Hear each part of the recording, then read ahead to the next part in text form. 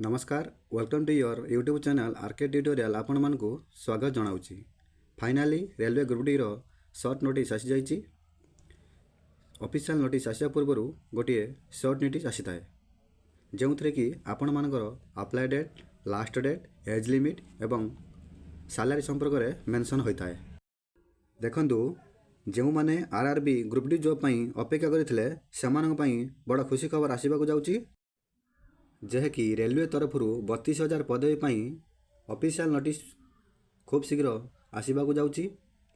Government of India ministry of railway तरफ opening date of application जेकी जनवरी 23, 2025 ठारू आरंभ हेबो एवं एहार क्लोजिंग डेट रहिबो फेब्रुआरी 22, 2025 पर्यंत।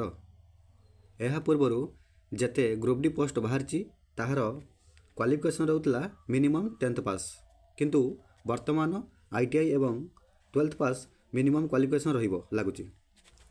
जे पर्यंत ऑफिशियल नोटिफिकेशन आसी नाही 10th पास एवं आईटीआई रहिबो कि आईटीआई एवं 10th पास रहिबो नोटिस आसीबा परे समस्त डाउट आमे क्लियर होई जिबा।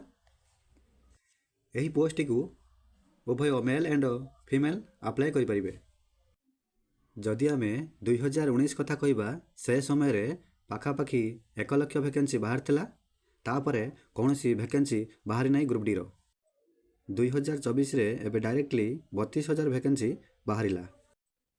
जदि आमे एहार एज लिमिट कथा कहिबा 18 रु एक्सपेरिमेंटली 36 वर्ष पर्यंत रहिबो एवं ऑफिशियल नोटिस न आसिया पर्यंत आमे कौनसी सिलेबस विषय आमे डिटेल्स कहि परिबा नाही। जदि आपण ए चैनल ले नुआ अछंती चैनल टी को लाइक, शेयर एंड सब्सक्राइब करने को भूलंतु नहीं, कारण जेकोसी जॉब रो नोटिफिकेशन प्रथमे आपण मान पाखरे पहुँचो। Thank you. जय जगन्नाथ।